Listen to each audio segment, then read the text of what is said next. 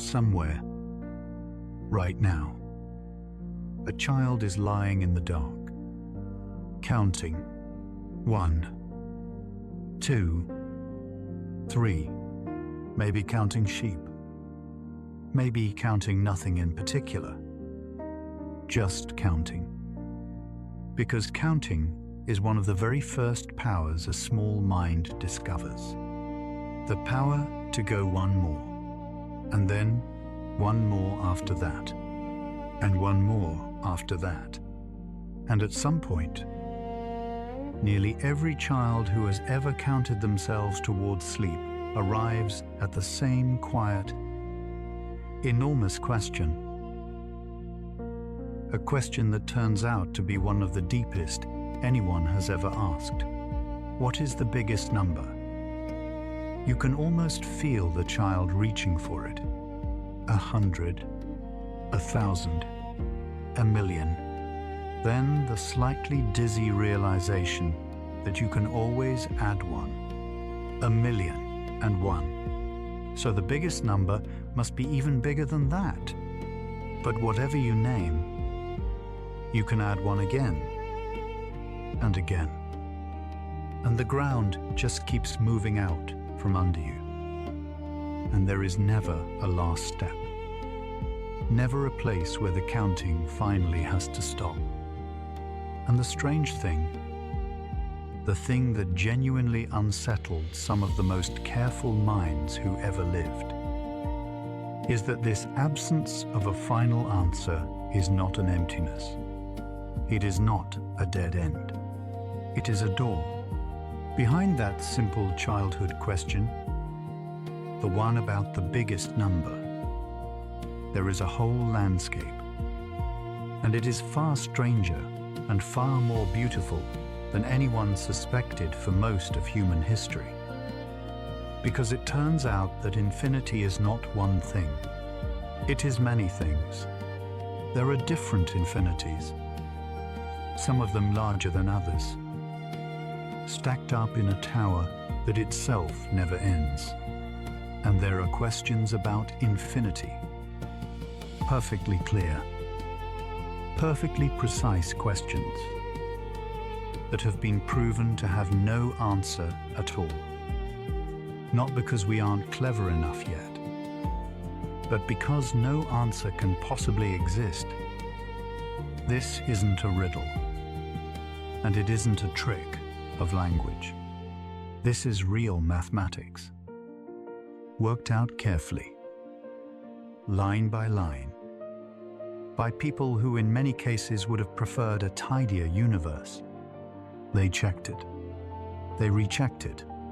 Some of them argued bitterly against it and lost. One of them, the man at the center of our story tonight, spent the last decades of his life drifting in and out of a sanatorium. Partly, some believe, because the things he had discovered about the infinite were so vast and so contrary to common sense that they were difficult to carry. So that is where we are going tonight, into infinity, the whole confusing, gentle, vertiginous thing, and we are going to take it slowly, starting from the very beginning, from a child counting in the dark, and moving step by careful step toward the deepest and quietest mystery in all of mathematics. There is no rush at all. None. If you drift off somewhere in the middle, that is completely fine. Perhaps even ideal. The ideas will still be here. They have been here for thousands of years. And they are very patient. And honestly, some of this is easier to feel when your mind has gone soft and loose and stopped trying to grip everything so tightly. Because infinity has never once fit inside a tight grip. It slips through. It always has. By the end, you'll see why infinity is not a single endless thing, but a whole staircase of endless things, each one somehow larger than the last. You'll see why a hotel that is completely full can always make room for one more guest. And you'll see that all of this is, in a quiet and literal way, a story about you, lying there. Because the moment you cross the room to your bed, you are already doing something infinite. Something Zeno of Elea thought should be impossible. But we'll get there, slowly. Let's begin where the trouble begins, which is with the comfortable, everyday feeling that we already know what infinity means. Because we do feel like we know it. Infinity is one of those words that arrives early and feels familiar. The way a face can feel familiar before you can place the name. We say a child has infinite energy.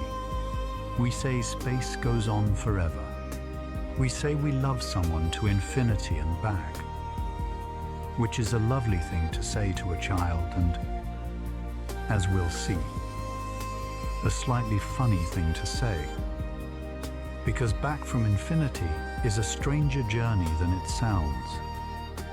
When most of us picture infinity, we picture something like a very, very large number.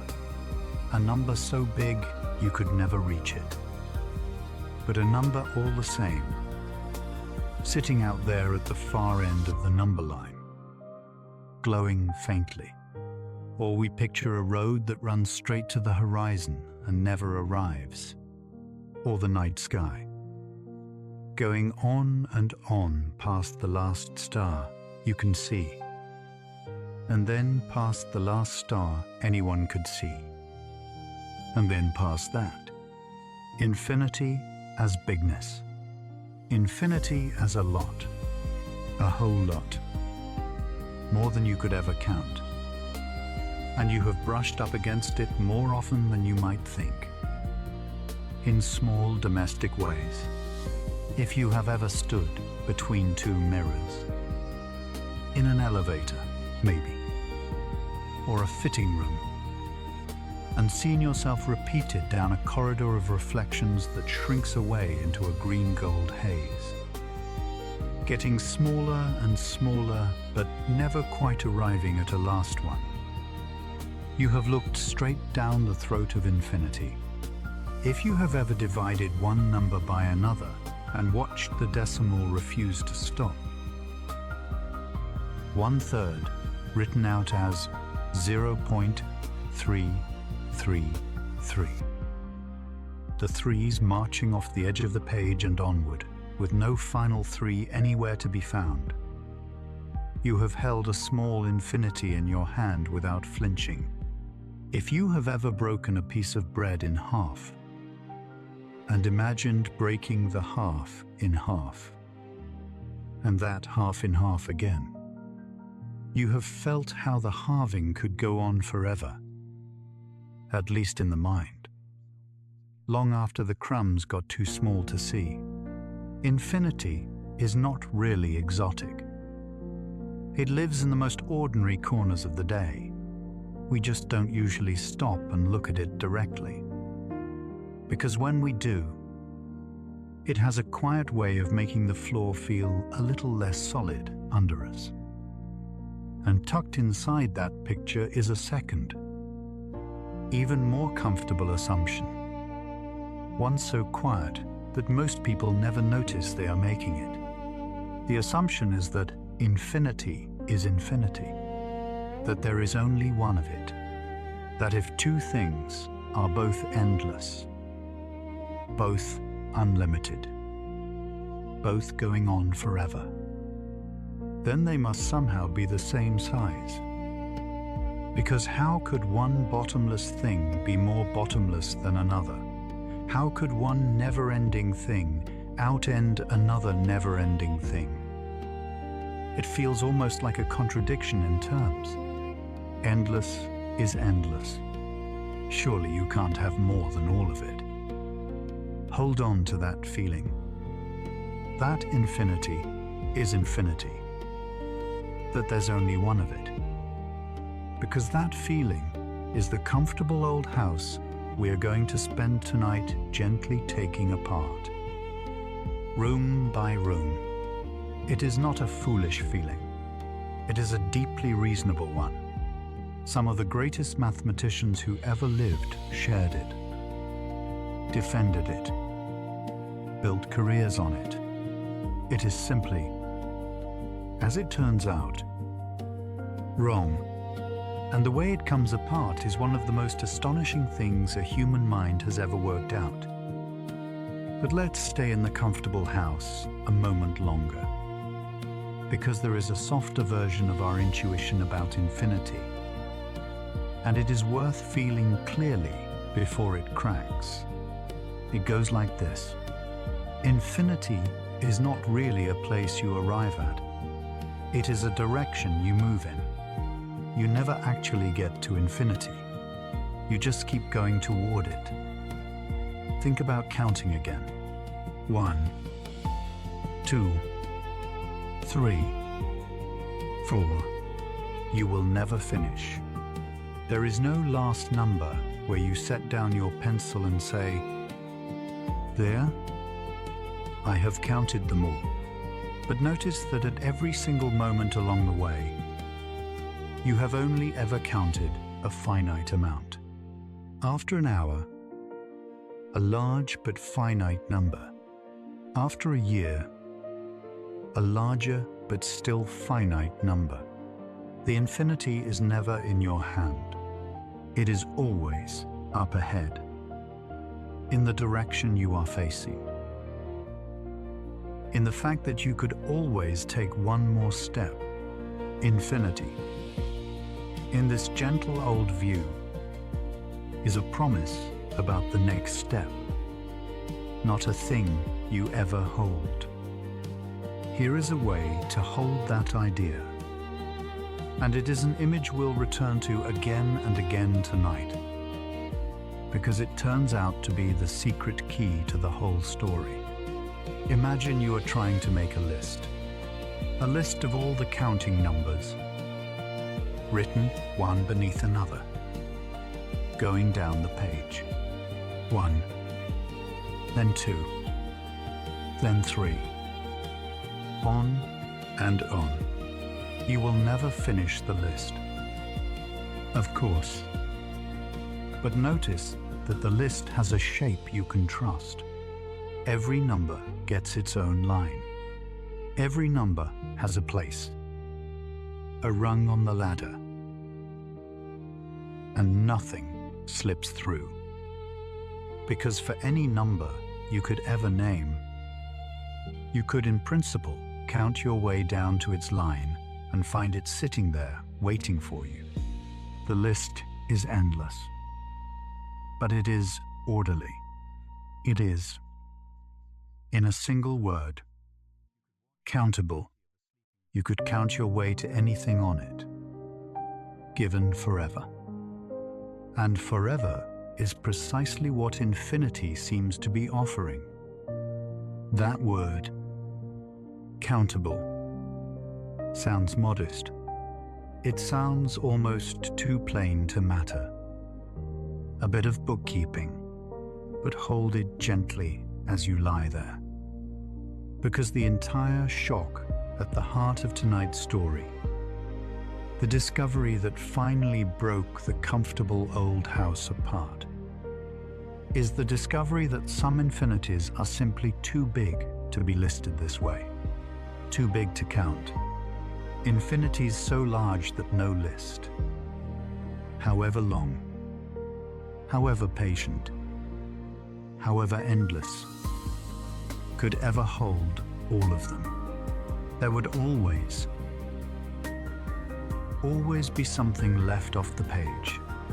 And once you truly see that, you can never again quite believe that infinity is just infinity, that there is only one of it, But that is the mountain at the far end of the night, and we are still down in the foothills, where the air is easy, and for a very long time, more than 2,000 years, the gentle old view was the official, respectable position. You were allowed to talk about infinity as a direction, as a process that never ends, as a horizon you approach. What you were not allowed to do, what was considered almost a kind of intellectual bad manners, was to treat infinity as a completed thing, a finished collection, a bag with infinitely many things actually inside it, all at once, right now. The endless approached was fine. The endless completed was forbidden. And you can understand why people felt that way. There is something a little frightening about a finished infinity, something that brushes up against the sacred. For many centuries, in many traditions, the infinite belonged to the divine alone, the one truly boundless thing.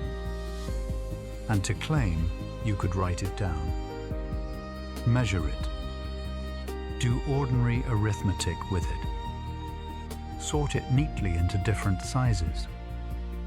Well, that could sound less like mathematics and more like trespassing.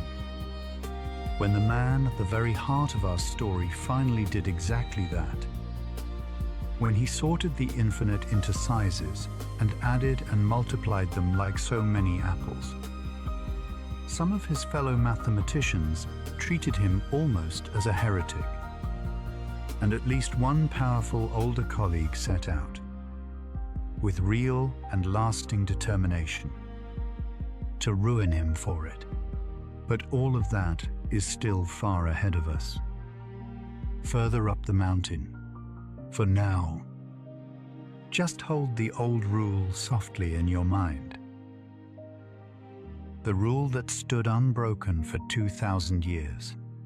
You may walk toward infinity forever. You may never, ever arrive. There were good reasons for that rule, and there were famous arguments that seemed to prove the rule was necessary. That if you ever tried to grab the whole of infinity at once and hold it as a finished object, it would bite you. It would tangle you in contradictions.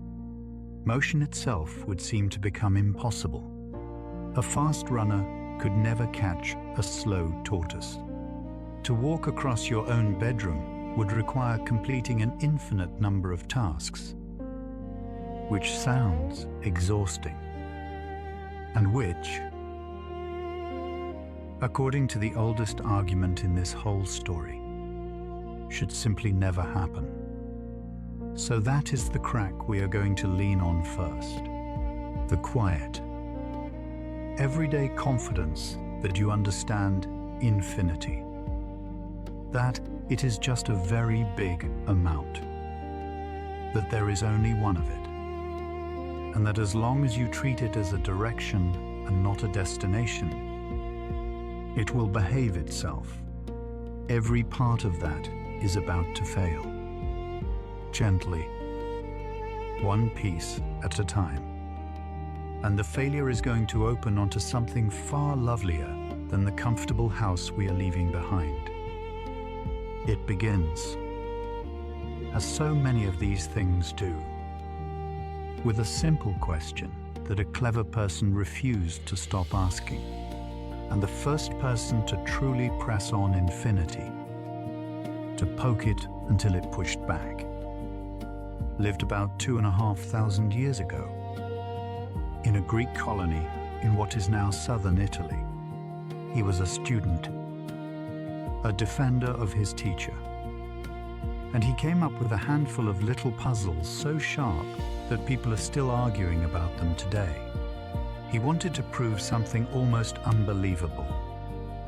He wanted to prove that motion is an illusion, that nothing ever really moves at all.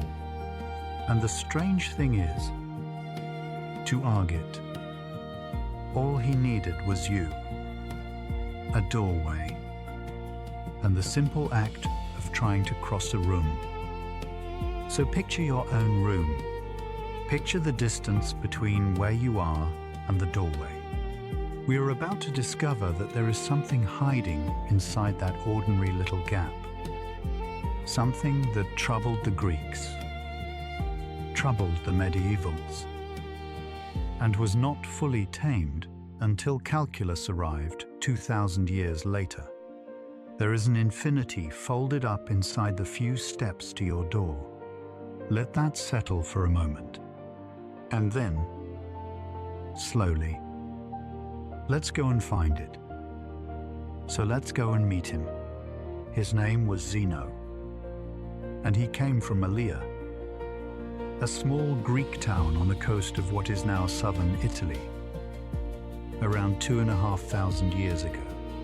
We don't know a great deal about his life, but we know what he was loyal to, and that was a single, breathtaking idea belonging to his teacher, a philosopher named Parmenides.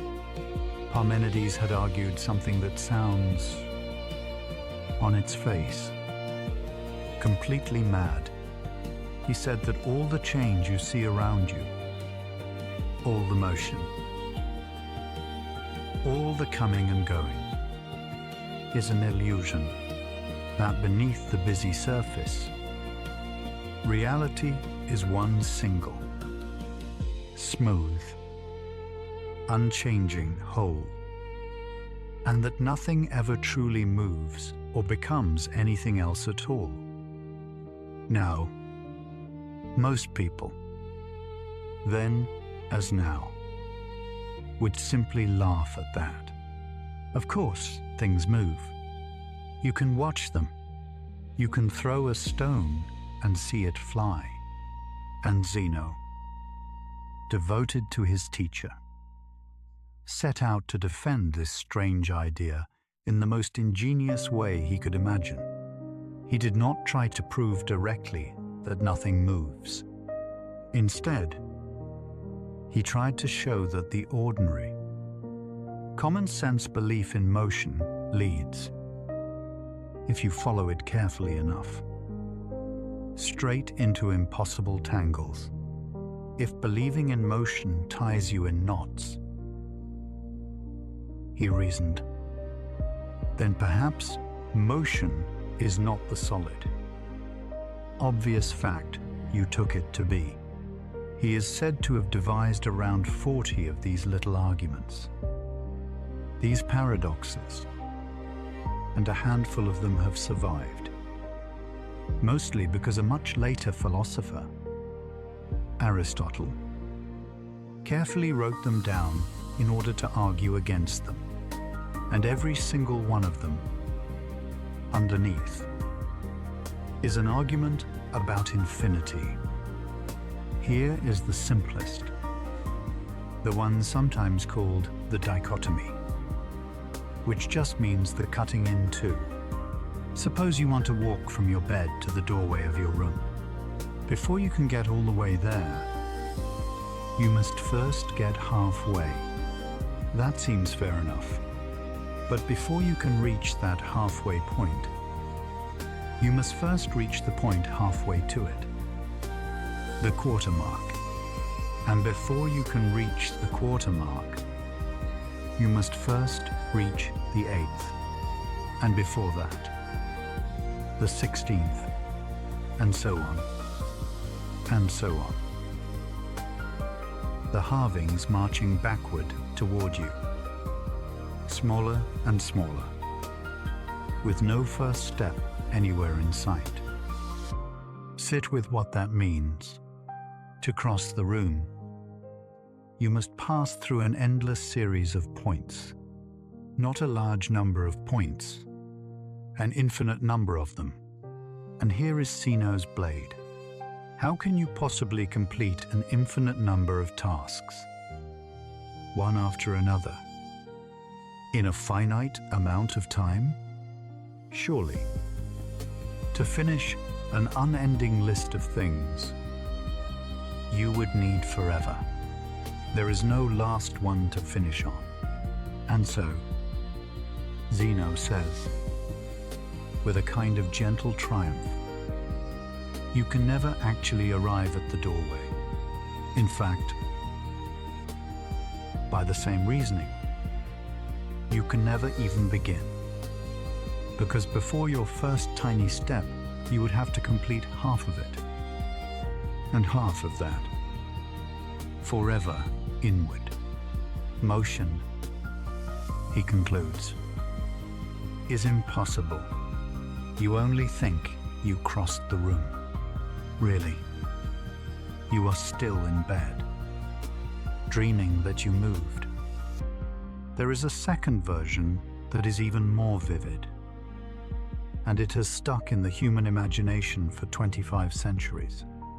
It is the race between Achilles, the swiftest warrior of the ancient world, and a tortoise, Achilles, being a sportsman, gives the slow tortoise a head start. Let's say 100 paces. The race begins. Now, Zeno says, watch carefully. By the time Achilles runs those 100 paces to where the tortoise started, the tortoise has crawled a little further on, say 10 paces. So Achilles runs those 10 paces. But in that time, the tortoise has shuffled ahead one more. Achilles runs that one, and the tortoise has moved 1/10 of a pace. Every single time Achilles reaches the place where the tortoise was, the tortoise has had just enough time to creep a little beyond it. The gap shrinks and shrinks. But Zeno insists there is always a gap, always one more catch-up to make, an infinite number of them. And so the fastest runner in the world can never, ever overtake the slowest tortoise. The conclusion is absurd. Of course, we know Achilles wins. We have seen faster things catch slower things our whole lives. And that is exactly Zeno's point. Your common sense and your careful reasoning have just walked you into a head-on collision. And one of them has to give.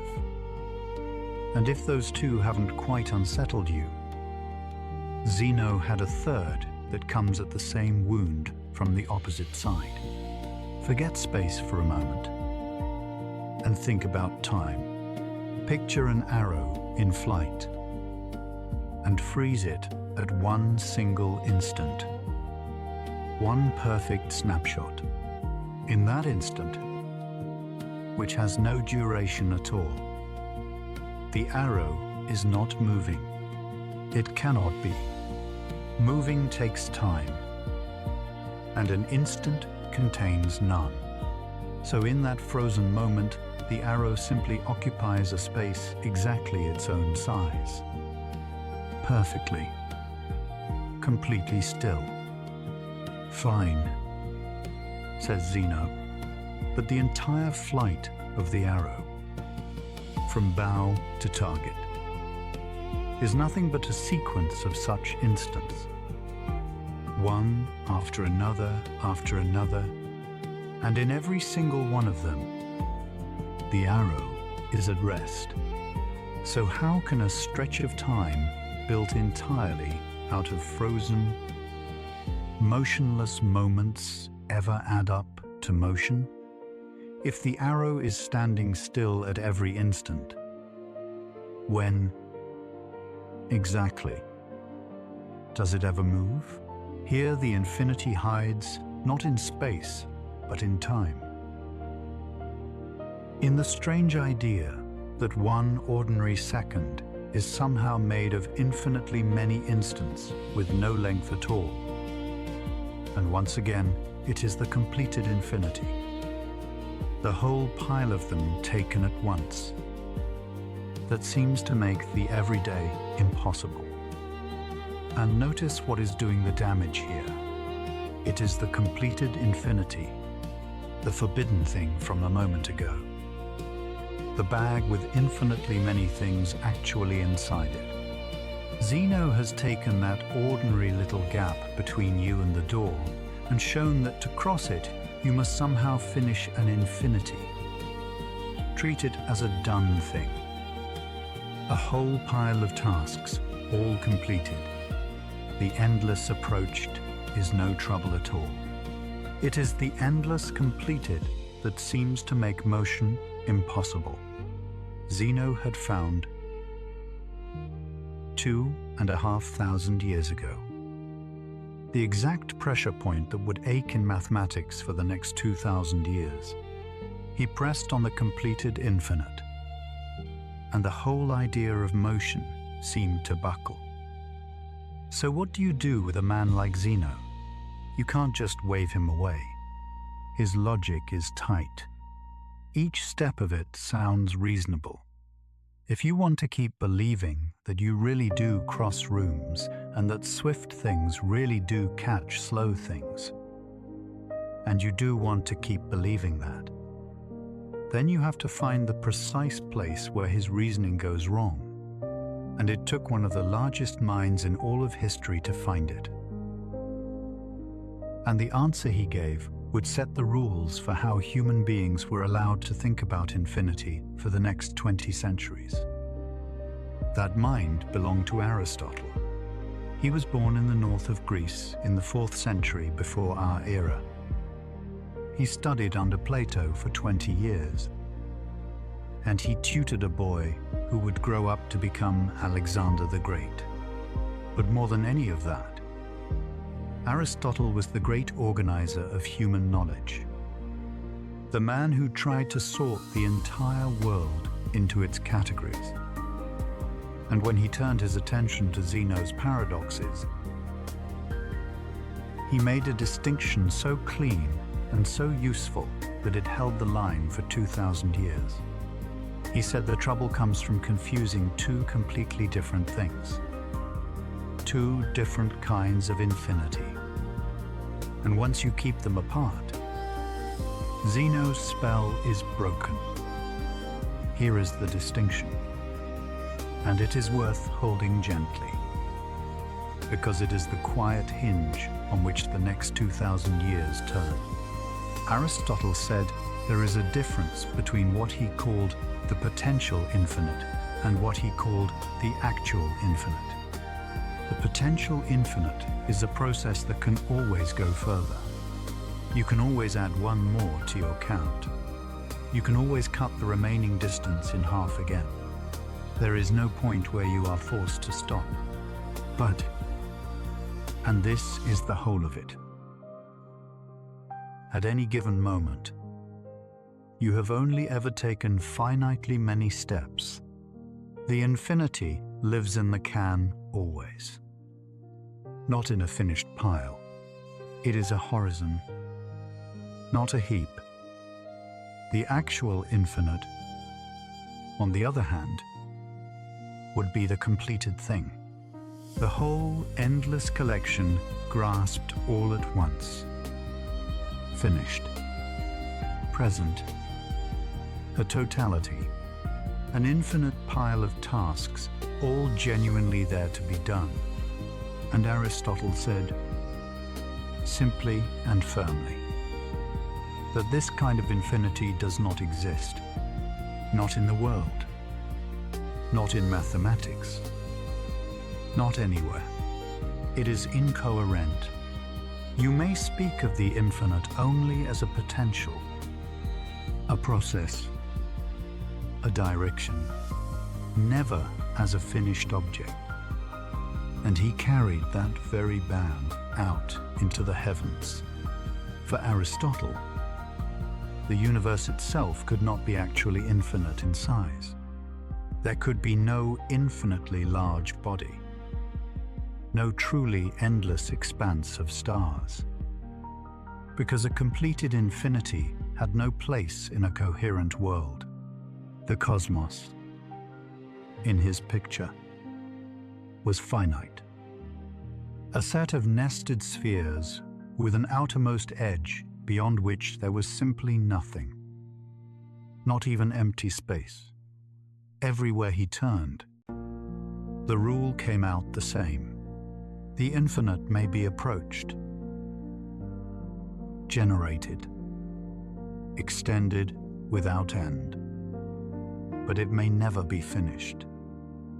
Never gathered into a whole. The world was finite. The counting numbers were potentially endless. And the actual, completed infinite was a kind of beautiful nonsense, to be admired from a respectful distance and never, ever invited inside. And watch how neatly that dissolves Zeno when you walk to the door. Aristotle says, you are not actually completing an infinite number of separate tasks.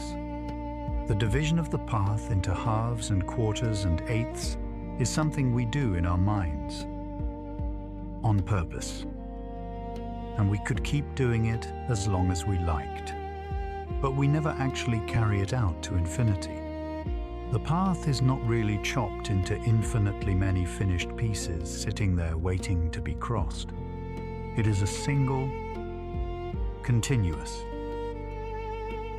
finite stretch, which we are free to divide as finely as we please, but which is never, in fact, divided all the way. The infinity of halves is only potential. It is something you could keep generating, not a completed army of obstacles standing between you and the door. And so, you cross the room. Achille catches the tortoise. Motion is saved.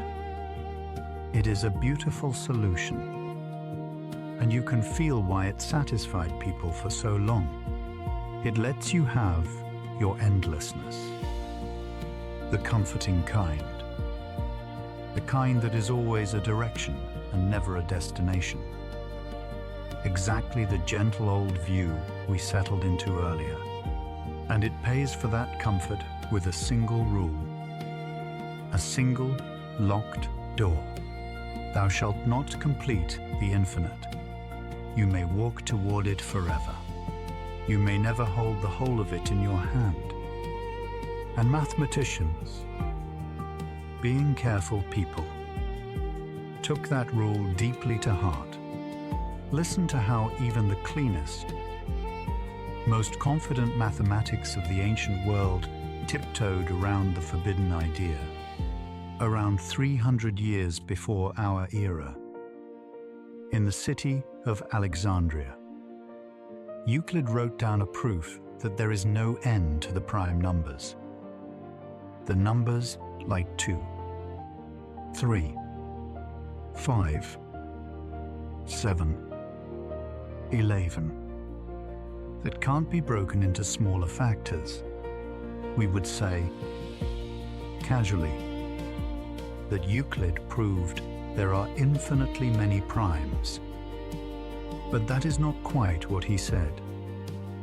And the difference is the whole spirit of the age. Euclid would never speak of a finished, infinite collection of all the primes. Instead, he phrased it as a process, a challenge that can always be met. He said, in effect, give me any finite list of prime numbers you like, as long as you please, and I will show you how to find one more that isn't on it. The primes are more numerous than any pile you can assemble. There is always another. Not a completed infinity sitting there, but an endless ability to produce one more. That is Aristotle's potential infinity, written in the language of arithmetic. And it is exactly our image of the list that you can always extend by one line but never finish. So the old house held. And it was a good house. For 2,000 years. That was the settled, sensible, respectable way to think. Infinity is a direction, never a destination, a process, never a thing.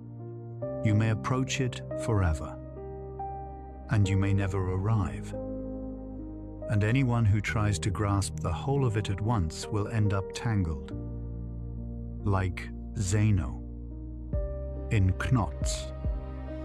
But here is the thing about that solution, and it is worth carrying into the next part of our story, like a small stone in your pocket. Aristotle did not actually answer Zeno's deepest question. He sidestepped it. Brilliantly. But he sidestepped it, because there is still something genuinely strange sitting at the bottom of the dichotomy. Something the potential infinity rule politely declines to look at. Those infinitely many halves. The half and the quarter and the eighth and the 16th. When you add them all up, they come to exactly one. One whole room. Crossed, somehow. An unending sum of smaller and smaller pieces adds up to a perfectly ordinary, finite distance, an infinity of things, totaling something you can walk across in a second or two. How can that be?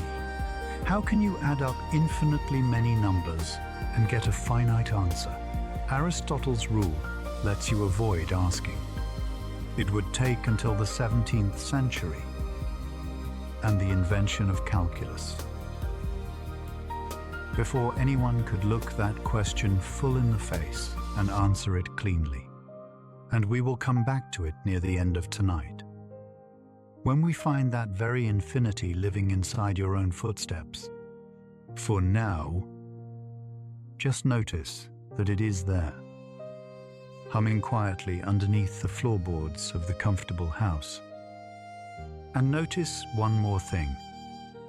The thing that really matters for where we are going. In order to keep the peace, in order to save motion and tidy away Zeno, Aristotle locked a door. He declared the completed infinity off limits, incoherent, forbidden, and that lock held for 2,000 years. But behind that locked door lay the single most beautiful structure that mathematics would ever discover, a whole tower of infinities, each larger than the last, and it would stay locked. And that beauty would stay hidden until someone was finally willing to do the forbidden thing, to walk up to the infinite, take hold of the whole of it at once, and ask, very simply, how big are you, really? The first person to even rattle that handle was an Italian, 3 centuries before Cantor, and he did it almost by accident. While writing his last book under house arrest, as he was slowly going blind.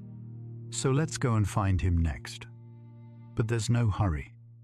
Let that distinction settle first.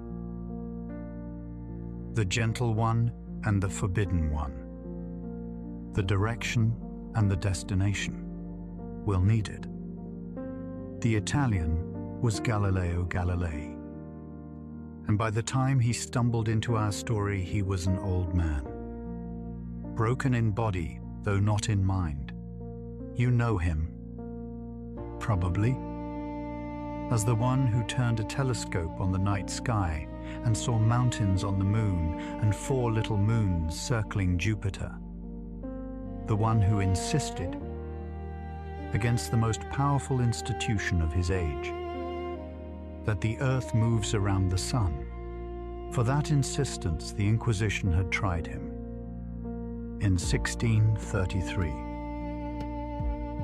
and condemned him to spend the rest of his life under house arrest in a villa at Arcetri, in the hills above Florence. He was forbidden to publish. He was, by the end, completely blind, and it was there, an old man in a quiet house with the doors watched, that he wrote his finest and most lasting scientific work, a book on the physics of motion and materials that had to be smuggled out of Italy and printed in the Protestant North. In the year 1638, two new sciences. It is usually called "He wrote it," as was the fashion, as a conversation among three friends. There is a wise one who speaks for Galileo himself, and a sharp, curious gentleman, and a slower fellow who asks the obvious questions so the others can answer them. And on the very first day of their imagined conversation, almost in passing, they wander into the subject of the infinite. And Galileo, through the mouth of his wise friend, lays out a little puzzle so clean and so unsettling that it deserves to be far more famous than it is. It is a puzzle made of nothing but the ordinary counting numbers, the ones the child was reciting in the dark. And yet, it cracks the oldest rule in the book. Here it is. Take the counting numbers. 1, 2, 3, 4, 5, and so on, forever. Now, among them, some are perfect squares. The numbers you get by multiplying a whole number by itself. 1 times 1 is 1. 2 times 2 is 4. 3 times 3 is 9. So the squares are 1 and 4, 9, 16, 25, and onward. And the first thing to notice is that the squares are rare. And they get rarer the further you go, between 1 and 10. There are 3 of them, 1 and 4 and 9. Between 1 and 100, there are only 10, between 1 and 10,000. Only 100. The higher you climb, the more thinly the squares are scattered, drowning in an ocean of ordinary, non-square numbers. So surely, there are vastly more numbers than there are squares. The squares are just a small, dwindling minority of all the numbers. Obvious. But now look at it the other way. Take any counting number you like, and it has exactly 1 square. 1 has 1, 2 has 4, 3 has 9, and so on. Each number marrying off to precisely 1 square, with no number left a bachelor. And run it backward. Take any square you like, and it comes from exactly 1 counting number. Its square root. 4 came from 2. 9 came from 3. There is no square sitting there unmatched. No square that didn't come from some number. So you can pair them up perfectly. Each number with its own square. Each square with its own number. 1 to 1. All the way out to infinity, with nothing left over on either side. And when 2 collections can be paired off perfectly like that, with no leftovers, How can one of them possibly be larger than the other? They must be exactly the same size. There must be exactly as many squares as there are numbers. Sit with that for a moment, because it is a genuine contradiction, not a trick, by one perfectly good way of thinking. The squares are far fewer than the numbers, a vanishing minority, by another perfectly good way of thinking. The squares are exactly as many as the numbers, paired off without a single one left over. The part equals the whole. The handful equals the heap. And that violates the most ancient and obvious rule there is. A rule Euclid had written down as a self-evident truth nearly 2,000 years before. That the whole is always greater than the part. Cut a slice from a loaf, and the slice is smaller than the loaf. Always. Except, it seems, out here in the country of the infinite, where a proper part of a thing can be exactly as big as the whole thing. So what did Galileo do? Holding this strange jewel in his hand, this paradox that has the part equal to the whole, he flinched. And it is one of the quietly poignant moments in the history of thought. He looked straight at the one-to-one pairing, the very tool that would one day be used to map the whole architecture of the infinite. And he drew back from it. He concluded, through his wise friend, that the words equal and greater and less simply do not apply to infinite quantities at all. They are words made for finite things, for loaves and flocks and coins. And when you carry them out into the infinite, they lose their meaning, and you should stop using them. Infinity, he decided, is simply beyond comparison. You cannot ask which of two infinities is bigger, because the question itself is malformed. And having said so, he closed the lid on the jewel box and went back to writing about beams and pendulums. He had rattled the handle on the forbidden door. He had, in fact, briefly had it open. The key was right there in his hand. The idea of pairing things one-to-one as the way to compare sizes. But the conclusion he drew from it was not let us walk through and see what is inside. It was, this place is not to be entered. Mark the door and move along. And who can blame him? He was old and blind and watched and tired. And he had already fought the largest battle a man could fight. The infinite could wait for someone younger and stranger. It did not wait quietly. Though, over the next 2 centuries, a few restless minds inched closer to the open door. A Bohemian priest and mathematician named Bernard Bolzano, writing a little book called The Paradoxes of the Infinite that was only published after his death in the middle of the 1800s, looked at exactly this kind of pairing, the part matching the whole. And instead of flinching, he shrugged. He gathered up example after example of infinite collections that could be matched perfectly with proper parts of themselves.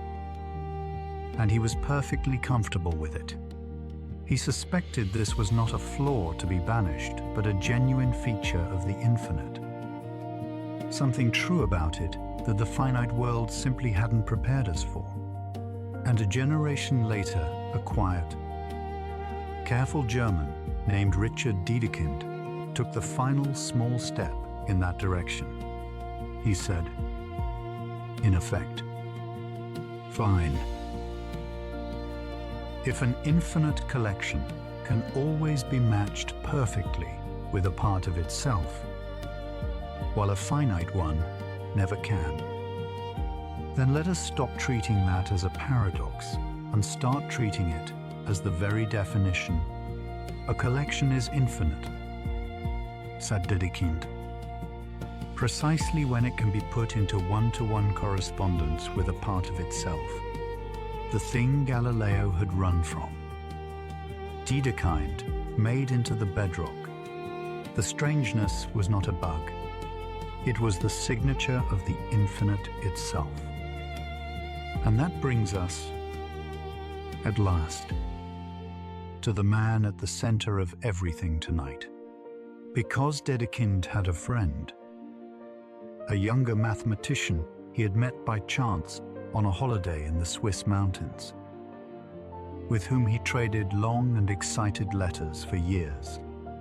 And that friend was the one who finally, fully, fearlessly walked through the open door, picked up the whole of infinity in both hands, and asked the question Galileo had forbidden himself to ask.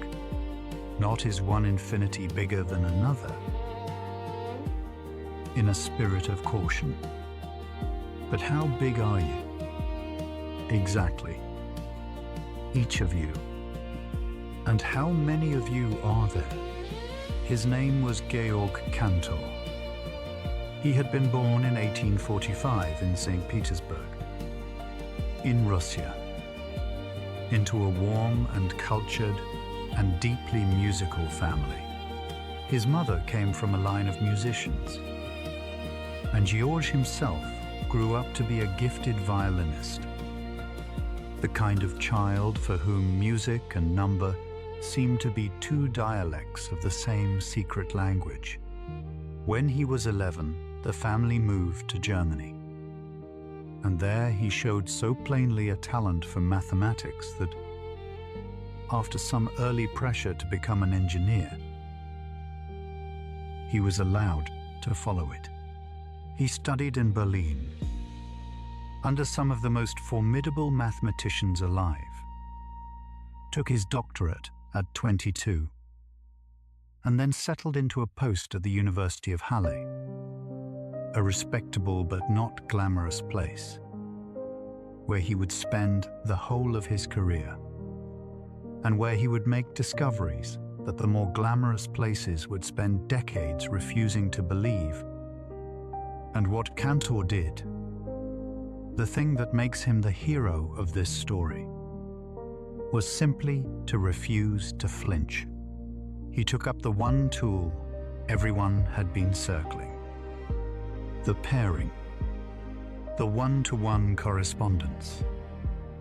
And he made it law. Here is his rule, and it is so simple a child can grasp it, which is part of its genius. Two collections are the same size. He said, if and only if you can pair them up perfectly, one for one, with nothing left over on either side. That's it. Notice that this is exactly how you would compare two flocks of sheep without being able to count. The way an ancient shepherd might, by leading them through a gate, one at a time. One of yours, one of mine, and seeing who runs out first. If they run out together, the flocks are equal, and you never had to count at all. Cantor's move, the move that changed everything, was to say, let us use that very same rule for infinite collections. And let us not lose our nerve when it tells us something strange. Let us simply follow it, wherever it goes. And at first, where it goes is delightful, almost playful. Take the counting numbers. 1, 2, 3, 4, and take just the even ones. 2, 4, number 6, 8.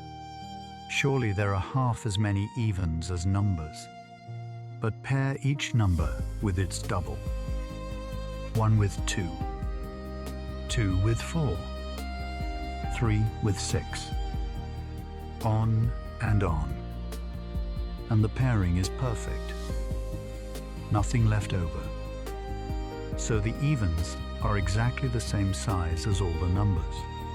Half of a thing equal to the whole of it.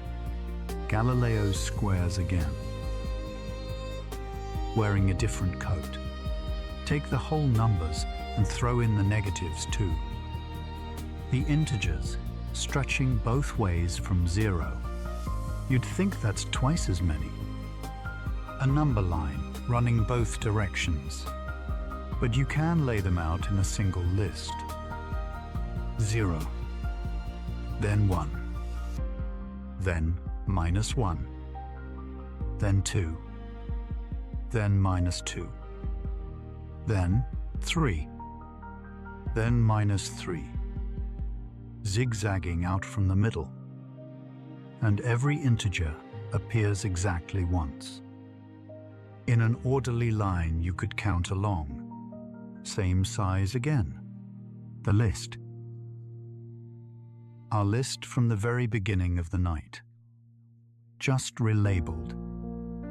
But here is where it stops feeling playful and starts feeling like magic. And it is the result that first made the world sit up. Think about the fractions, the rational numbers, all the ratios of whole numbers: a half, a third, 2/3, 17/4. All of them. Surely now there must be more of these than there are counting numbers.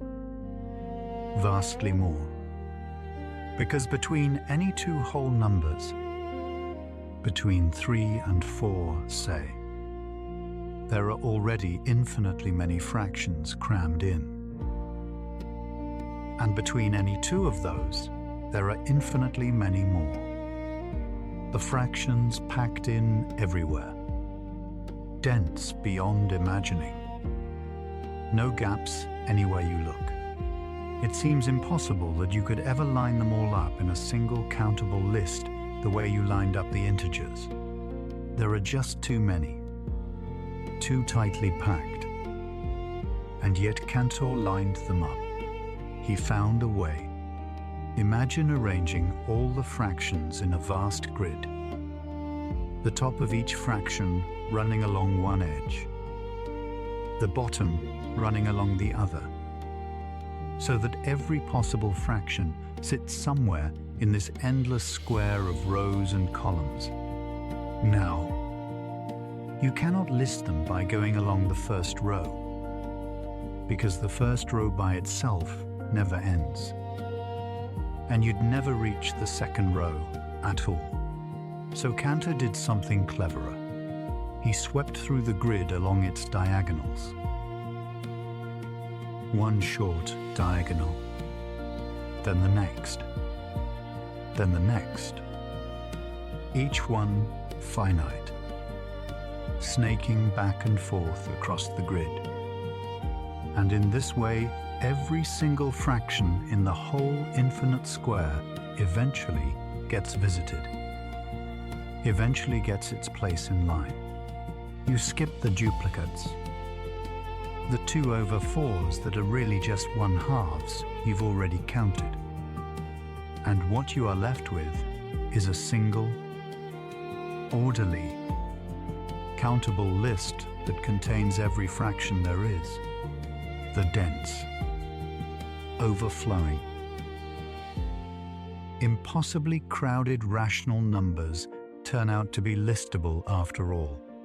They are exactly the same size as the plain counting numbers, the same size as the list of 1, 2, 3, Cantor gave this size a name, the size of any collection you can lay out in a list.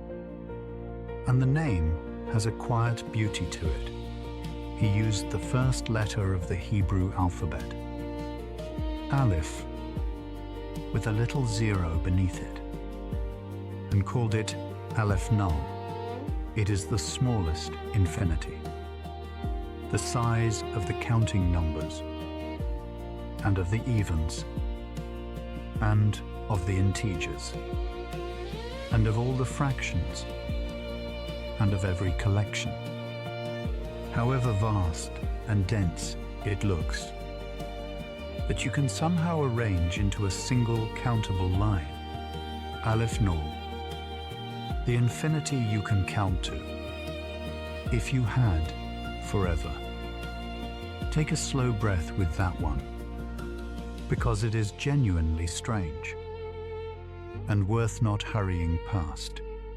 The fractions are packed so densely that between any two of them you can always find another, and another inside that, and another inside that, forever, with no smallest gap anywhere at all.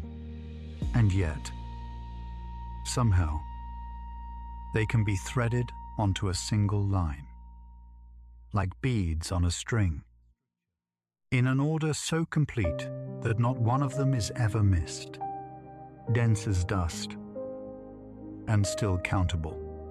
If you began tonight, lying right where you are, and started counting along Cantor's snaking diagonal, you would never finish.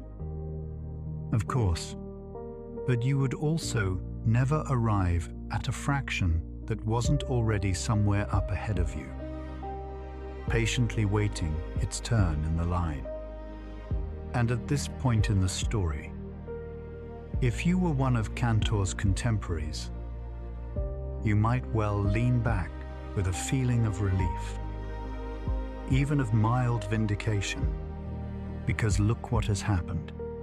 The forbidden door has been opened, and nothing terrible has come out. Aristotle was just being overly cautious. You can treat infinity as a finished thing. You can do arithmetic with it. You can compare sizes, and it behaves, more or less, like a slightly mischievous but fundamentally friendly guest. And better still, all of these infinities, the numbers and the evens and the integers and even the wildly crowded fractions, have turned out to be the same size. This one size, Aleph Null. So perhaps the old comforting instinct was right after all. Just dressed up now in rigorous clothes. Infinity is infinity.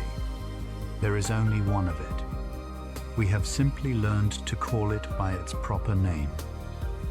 You can imagine settling into that thought, warm and reassured, and drifting towards sleep on it.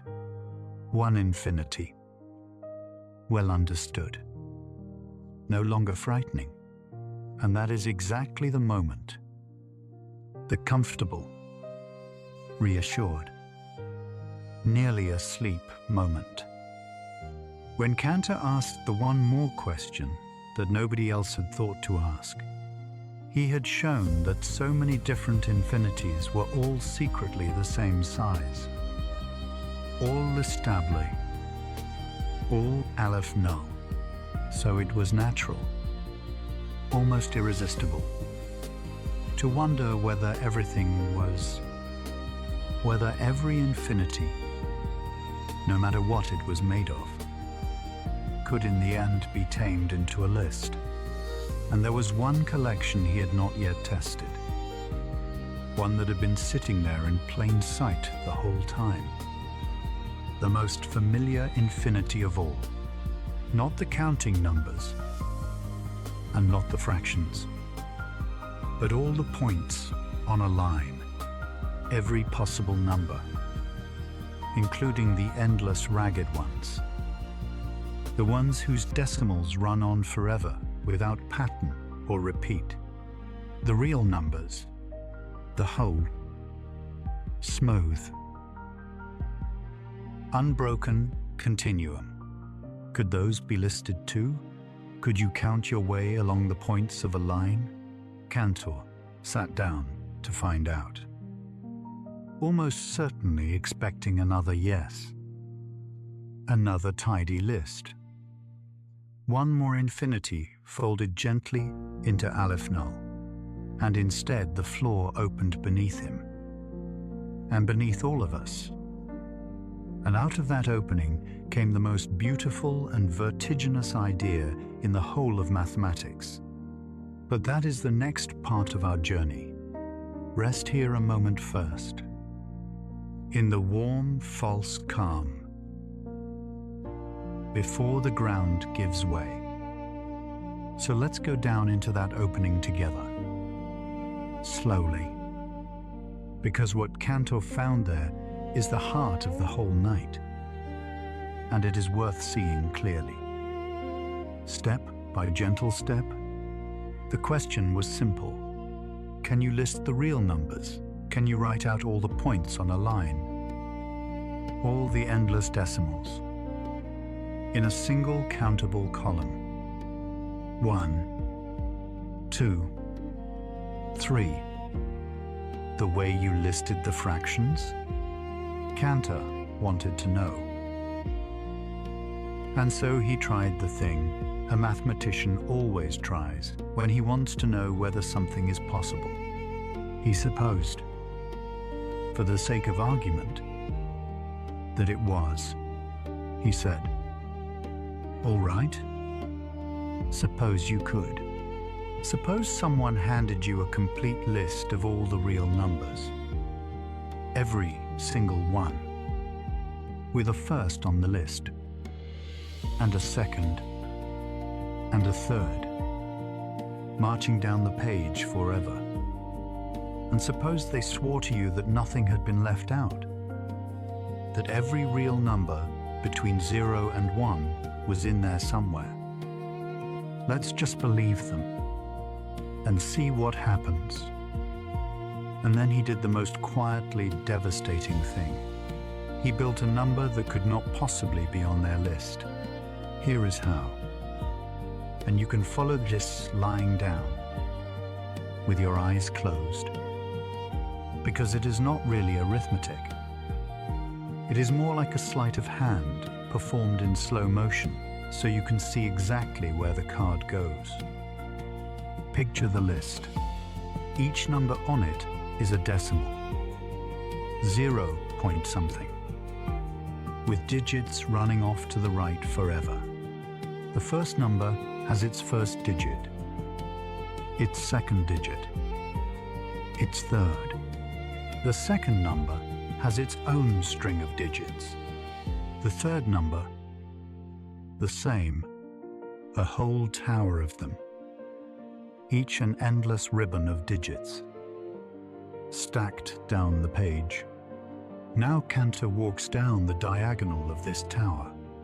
He looks at the first digit of the first number, then the second digit of the second number, then the third digit of the third number, then the fourth digit of the fourth, and so on, stepping diagonally down and across, picking out one digit from each number on the list, forever.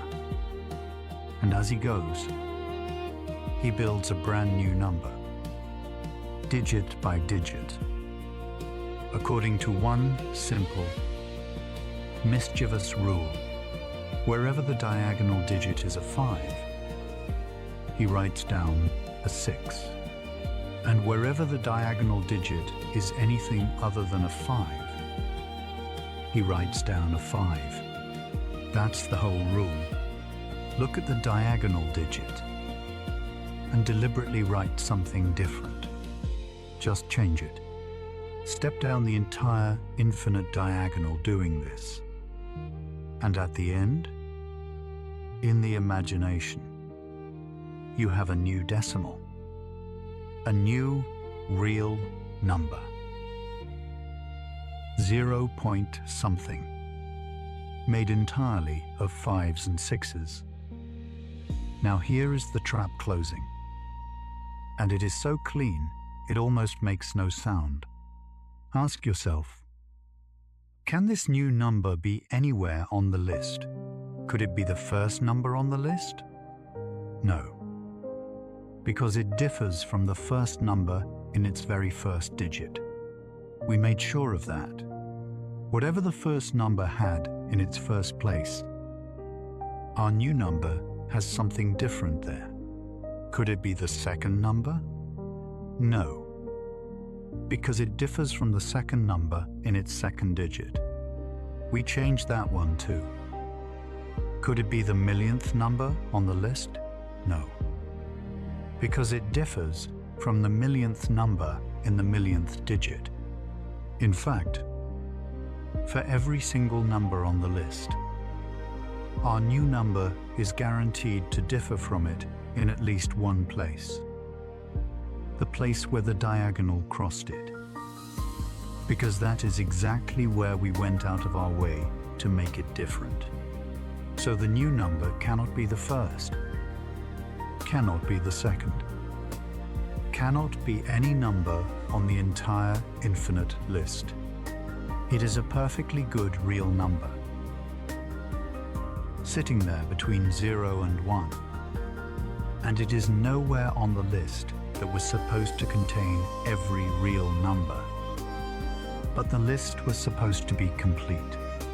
That was the whole promise. Every real number was supposed to be in it, and we have just built a real number that is provably, certainly, not in it. So the promise was a lie, not a careless lie, an impossible one. There is no way to keep it. Any list of real numbers you ever make, however clever, however long, will always miss something, because the same trick, walking down the diagonal and changing every digit, will always manufacture a number that escaped it. The real numbers cannot be listed. They cannot be counted. They are not Aleph null. They are something bigger. Sit with that, because it is one of the genuinely great moments in human thought, and it arrived from almost nothing, from a list and a diagonal and a child's trick of changing each digit. There is an infinity, the counting numbers that you can list, and there is another infinity, the points on a line that you cannot, an infinity so large that it overflows every possible list, that no matter how you try to herd it into a countable column, it always spills a number over the side. The continuum is a strictly larger infinity than the counting numbers, more than Aleph null, the first crack in the oldest comfort of all.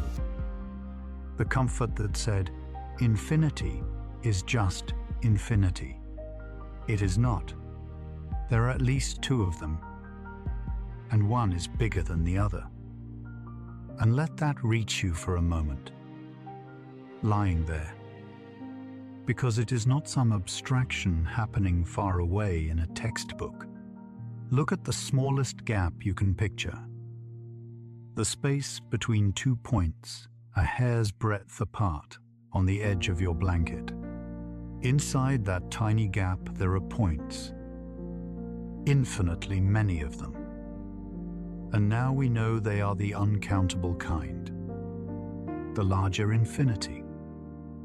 More of them crowded into that single hair's breadth than there are counting numbers in the whole endless list. More than all the fractions Cantor so patiently threaded onto their string. The bigger infinity is not waiting out at the far end of the universe. It is hiding in every inch, in every gap, in the space between your fingers as they rest on the covers. You are surrounded by it. You are lying, right now, in a bed quietly full of it. And once that first wall falls, you can feel the whole landscape change, because Cantor did not stop at 2, the diagonal trick. It turned out was not a one-time miracle. It was a machine, and the machine could be cranked again and again. He proved something even more sweeping, a result so general it almost sounds like a law of nature. Take any collection at all, finite or infinite, and consider the collection of all its possible subgroupings. All the different ways you could select some of its members, including taking none of them and taking all of them. The collection of all those selections, what mathematicians call the power set, is always strictly larger than the collection you started with. Always. Even when you start with an infinite collection, even when you start with the already uncountable continuum, the collection of all its subgroupings is bigger still.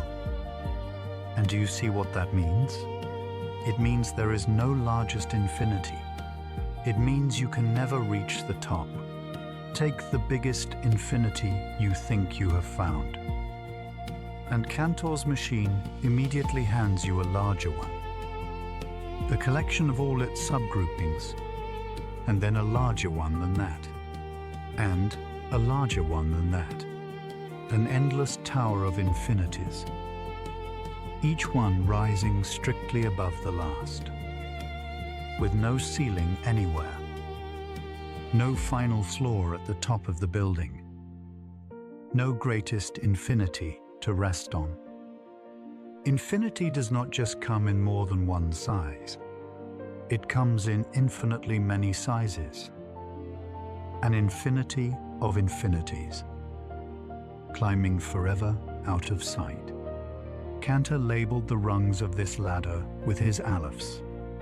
Aleph null at the bottom, the countable one, then Aleph 1 above it, and Aleph 2, and on and on. A staircase of ever greater endlessnesses, ascending into a height that itself has no end. This is the tower I promised you at the very beginning of the night. The staircase of endless things, each larger than the last. And this is what was waiting behind Aristotle's locked door for 2,000 years. Not a contradiction, not a monster, a structure of impossible, ordered beauty, a cathedral of infinities that nobody could see as long as the rule held that the infinite must never be grasped as a whole. Cantor grasped it as a whole, and the cathedral appeared. Now, you might imagine that when a man discovers something this beautiful, the world rises up to thank him. It did not. And here, the story turns from triumph to something much more human and much more sorrowful. Because the cost of what Cantor saw was paid. In the end, with his own peace of mind. The trouble had a name, and the name was Leopold Kronecker. Kronecker was one of the most powerful and respected mathematicians in Germany. An older man, brilliant, influential, and he had once been one of Cantor's own teachers in Berlin. But Kronecker held a deep philosophical conviction, almost a faith, that mathematics should be built only from the whole numbers. The plain, counting numbers. By finite, concrete steps you could actually carry out. There is a famous remark attributed to him, that God made the whole numbers and all the rest is the work of man. And to a man who believed that, Cantor's work was not just wrong, it was a kind of corruption, a fever dream, a wandering away from everything solid into a haze of completed infinities that Cantor was certain did not exist and should not be spoken of. He had drawn his line exactly where Aristotle had drawn it, at the actual infinite, and Cantor had walked straight across it, whistling. And Cantor did not merely disagree on paper, he used his very considerable power to make Cantor's life difficult in concrete, grinding ways. He worked to block the publication of Cantor's papers, delaying and obstructing. He stood in the way of the one thing Cantor wanted most, a position at a great university like Berlin, keeping him stranded out at provincial Halle, far from the center of things. Year after year, and he attacked Cantor personally, in language that was genuinely cruel, calling him, among other things, a corrupter of youth, a charlatan, a man leading the young astray with his nonsense about the infinite. Imagine doing the finest work of your life. Work you know in your bones is true and beautiful. And having one of the most respected figures in your field tell everyone who will listen that you are not just mistaken, but a kind of fraud, a danger to the young. Through all of it, Cantor held to a conviction that reads, now, like a quiet act of courage, the very essence of mathematics, he insisted, lies in its freedom. Mathematics was not chained to the physical world, not obliged to describe only things you could weigh or touch or count on your fingers. It was free to follow its own logic wherever that logic led, even out past the edge of the imaginable, even up into a tower of completed infinities, so long as it never once contradicted itself. That freedom was his answer to Cantor, and it is, in the end, the very principle that one, but it is one thing to believe in your freedom on the page, and quite another to live, year after year, decade after decade. As the man everyone has been warned is a danger, the belief held to the end. The man, slowly, did not. It is important to be fair here, because this is not a story with a villain twirling a moustache. Cantor was not evil. He was a serious man defending a serious conviction. The same conviction that had kept careful mathematicians safe for 2,000 years. That you must not let the completed infinite into your reasoning, or it will rot it from within. He genuinely believed Cantor was leading mathematics off a cliff. He was wrong, as it turned out. Profoundly wrong. But he was wrong in good faith. An honest soldier on the losing side of a war about what reality is allowed to contain. The tragedy is not that a bad man attacked a good one. The tragedy is that two sincere people, each certain, collided. And the gentler of the two was not built to survive the collision. Because Cantor was not built for it. He was a sensitive man, prone to dark moods, and the relentless opposition wore grooves into him. In his late 30s, he suffered the first of what would become a recurring series of deep depressions. Periods when the work stopped and the darkness closed in. And he had to be hospitalized. And there were other sorrows woven through these years that had nothing to do with mathematics. The ordinary heartbreaks that fall on any life. His youngest son, a boy named Rudolf, died suddenly. And Cantor, already fragile, was shattered by it. The depressions came back, again and again, deeper each time, and the gaps between them grew shorter. In his later years, he turned away from mathematics almost entirely and poured himself into strange obsessions, into trying to prove that the plays of Shakespeare had really been written by Francis Bacon, into religious and philosophical questions about the nature of the absolute, the one true infinity that he came to associate with God. He spent longer and longer stretches in a sanatorium in Halle, the same town where he had made his discoveries. And it was there, in 1918, alone in his room in the middle of a world at war, that he died of a heart attack. His great work still, in his own eyes, unfinished and unaccepted. There is a sentiment from that bitter period worth setting down gently, because it shows how badly the work was received, even by serious people. The great mathematician Henri Poincaré is reported to have said that future generations would come to regard Cantor's theory of sets as a kind of disease, a sickness from which mathematics would one day recover. A disease. That is how one of the finest minds of the age spoke of what we now know to be one of the supreme achievements of human thought.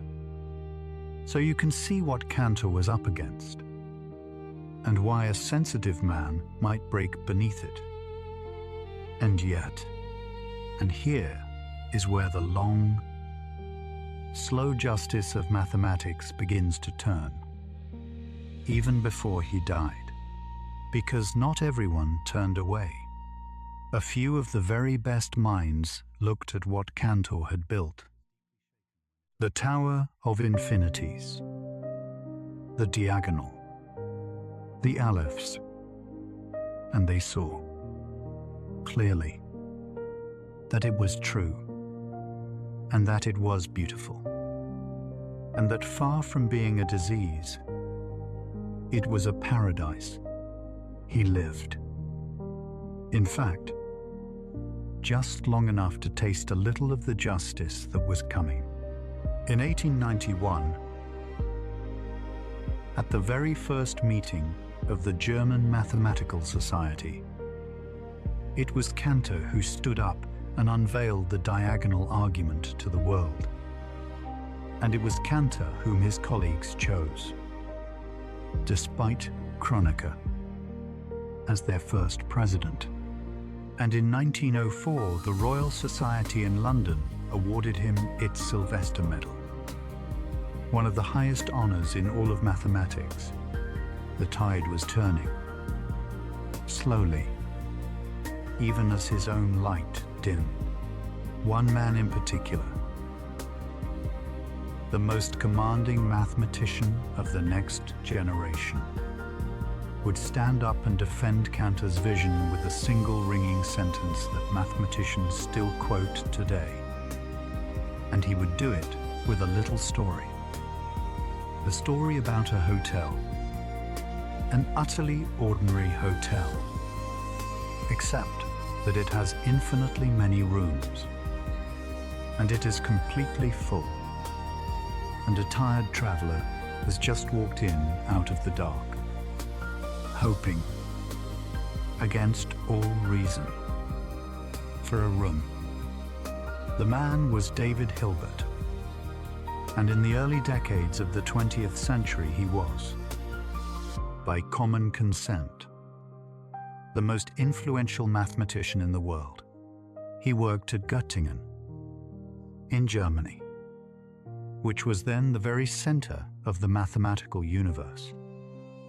And when Hilbert spoke, mathematics listened, and Hilbert had looked at Cantor's Tower of Infinities, the thing Kronecker called corruption and Poincaré called a disease, and he had fallen in love with it. He saw it for what it was.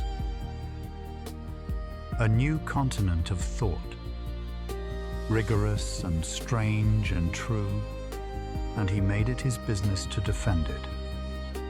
He defended it, most famously, with a single sentence, delivered in a lecture in the 1920s. A sentence that has echoed through mathematics ever since. He said that no one would ever be able to drive us out of the paradise that Cantor had created. Paradise, the exact opposite of disease, where Poincaré saw a sickness to recover from. Hilbert saw a garden you would have to be dragged out of, and he planted himself at the gate. And to help ordinary people feel why this paradise was so marvelous, so worth defending, he told a little story in a lecture on the infinite. And that story has since become perhaps the single most beloved illustration in all of mathematics. It is the story of a hotel. Imagine a hotel, Hilbert said, with infinitely many rooms, not a great many rooms, infinitely many, numbered 1, 2, 3, and on forever. A corridor of doors that never reaches an end. And imagine that tonight the hotel is completely full. Every single one of its infinitely many rooms has a guest in it. Now, a tired traveler walks in out of the dark, the way you might, hoping for a bed. At an ordinary hotel, a full hotel, the clerk would shake his head. No room. But at the infinite hotel, the clerk smiles. Because the infinite hotel is never truly out of room. And here is what he does. He asks every guest to move down one room. The guest in room 1 moves to room 2. The guest in room 2 moves to room 3. The guest in room 3 to room 4, and so on. Every guest in the whole endless hotel shifting one door along, because the corridor never ends. Nobody is pushed off the end. There is no last guest with nowhere to go. Everyone simply moves up by one.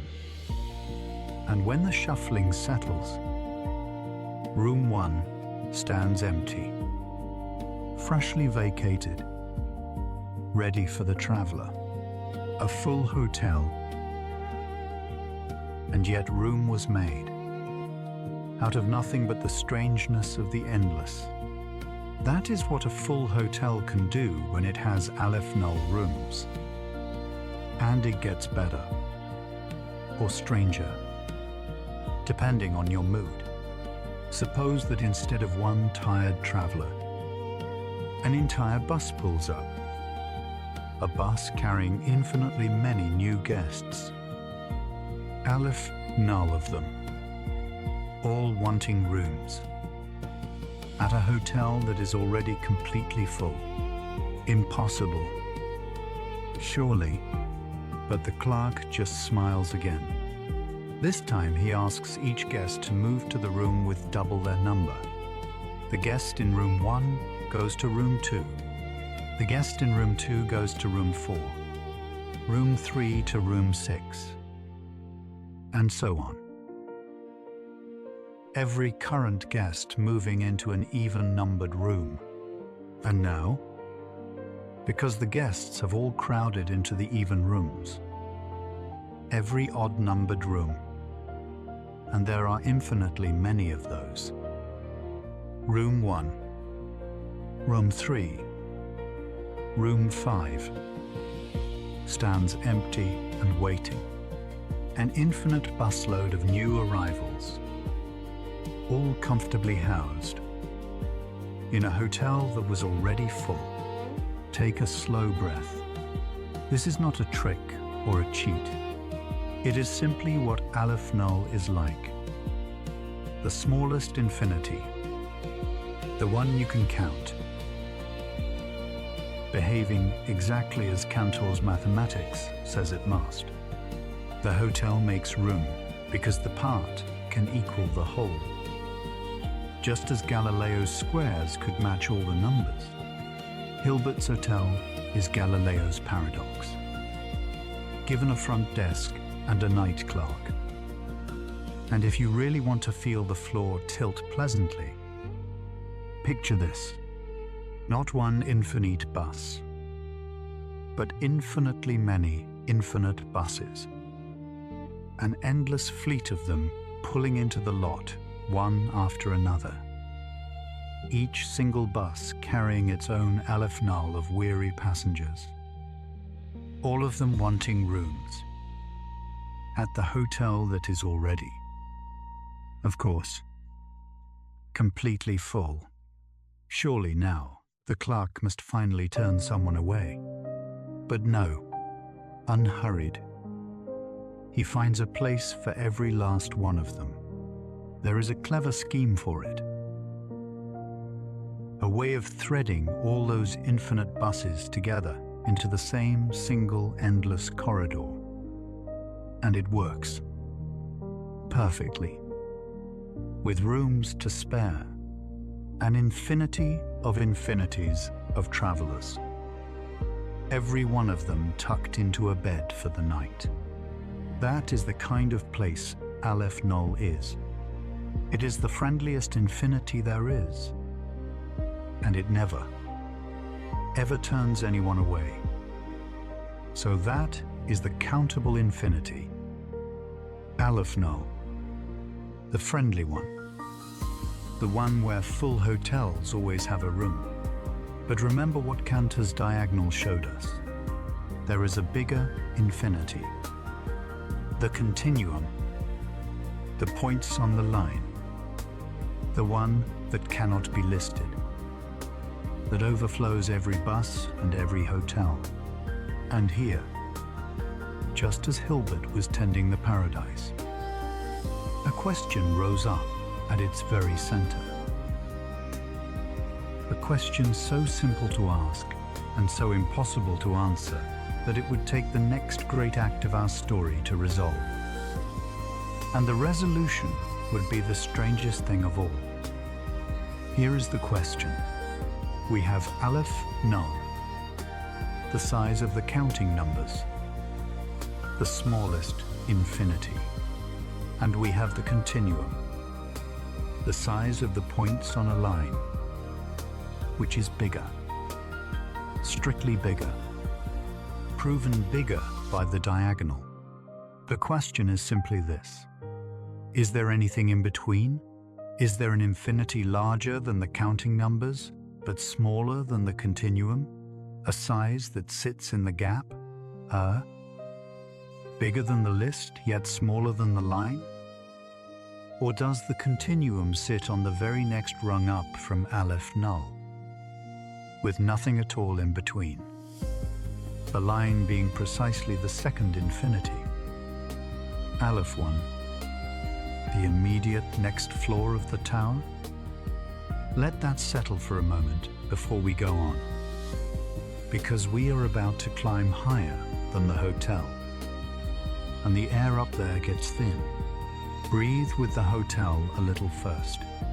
A full house that always has a bed, a part that holds just as much as the whole. the strangeness has stopped being frightening, hasn't it? Somewhere along the way tonight, and started to feel almost kind, almost like a friend showing you a card trick it is in no hurry to explain. Cantor believed there was nothing in between.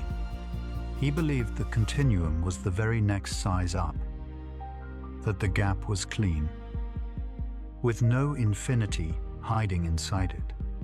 This belief got a name: the continuum hypothesis. And Cantor spent years of his life trying to prove it, and could not. He would think he had it, and the proof would crumble. He would prove the opposite, and that would crumble too. It tormented him. This gap he could neither close nor fill, and it was among the burdens he carried into the dark. He died without knowing, and the question mattered so much, sat so squarely at the foundation of this new mathematics, that when Hilbert, in the year 1900, stood before the world's mathematicians and laid out a famous list of the most important unsolved problems for the coming century, the problems he most wanted the new age to answer, the continuum hypothesis was the very first one on the list. Problem number 1. Is there an infinity between the counting numbers and the line? For decades, nobody could answer it. The finest minds tried. And then, across the middle of the 20th century, in 2 acts separated by more than 20 years, the answer arrived. And the answer was not yes. And the answer was not no. The answer was something that had never happened before in the history of mathematics. Something that changes how you think about truth itself. The first act came from Kurt Gödel, one of the deepest logicians who ever lived. A man who had already shaken mathematics to its roots by proving that any system of mathematics rich enough to be interesting must contain true statements it can never prove. A haunting result that hangs over everything we are saying tonight. It was Gödel who had taught the world that mathematics can never be both complete and fully certain of itself. That in any system rich enough to count with, there will always be truths sitting just out of reach of every proof. The limits of what can be proven and the limits of what is true, he showed, are not the same line. And now he brought that same uncanny clarity to bear on Cantor's gap. Around 1940, Gödel turned to the continuum hypothesis, and he proved something very precise and very strange. He proved that you can never disprove it. He showed that if you take the standard rules of mathematics, the accepted axioms of set theory, and you assume the continuum hypothesis is true, that there is no infinity in the gap, you will never run into a contradiction. The assumption is safe. It fits. You cannot use mathematics to rule it out. Whatever else is true, the continuum hypothesis cannot be proven false. Which sounds, at first, like progress toward a yes. If you can't prove it false, perhaps it's true. But then, in 1963, the second act arrived. And it came from a young American mathematician named Paul Cohen. And what Cohen did was so original that it required inventing an entirely new technique, a method called forcing, that has since become one of the most powerful tools in all of mathematics. And Cohen proved the mirror image of what Gödel had proven. he proved that you can never prove the continuum hypothesis either. He showed that if you take the very same standard rules of mathematics and you assume the continuum hypothesis is false, that there is an infinity hiding in the gap, you will also never run into a contradiction. That assumption fits just as comfortably. You cannot use mathematics to establish it. Now put the two halves together and feel the floor open one last time. The deepest opening of the night. Gödel showed you can't prove it false. Cohen showed you can't prove it true, which means the continuum hypothesis is neither provable nor disprovable from the standard rules of mathematics. It is, in the technical word, independent. The question of whether there is an infinity between the counting numbers and the line has no answer. Not no answer yet. No answer. Ever. Full stop. From the accepted foundations of mathematics, you can build a perfectly consistent, perfectly valid mathematics in which there is an infinity in the gap. And you can build an equally consistent, equally valid mathematics in which there is not. Both are legitimate. Both are free of contradiction. The axioms simply do not decide. The universe of mathematics itself shrugs and says, "You may choose." Sit with how strange that is, because there is nothing else quite like it in ordinary life. Every yes or no question you have ever asked had, somewhere, a real answer. Even if you couldn't find it. Is it raining in Tokyo right now? There's a fact of the matter. How many grains of sand are on that beach? A real, if enormous, number. But here, for the first time, mathematics handed humanity a perfectly clear, perfectly precise question. Is there an infinity between these two infinities? And proved, rigorously, that it has no fixed answer at all. The question is real. The answer is genuinely, provably absent. It is not hidden. It is not waiting to be discovered by someone cleverer. It simply is not there. And it has been proven not to be there. For this work, for inventing, forcing, and completing the proof, Paul Cohen received the Fields Medal, the highest honor in mathematics.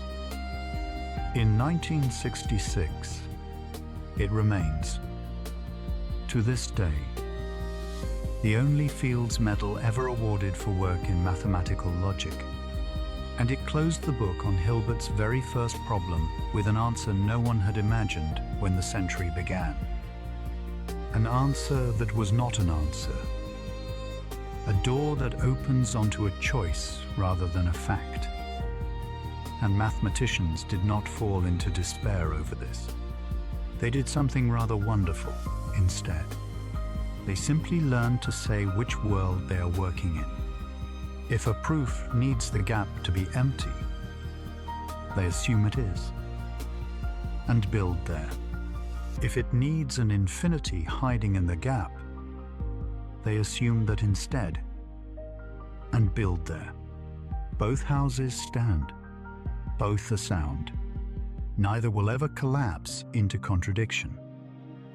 The continuum hypothesis quietly stopped being a fact waiting to be discovered and became something more like a fork in a road, where each path leads somewhere real and consistent. And the traveler simply chooses which way to walk, says so plainly, and goes. And here is the thought to carry down with you towards sleep, the deepest and gentlest vertigo of all.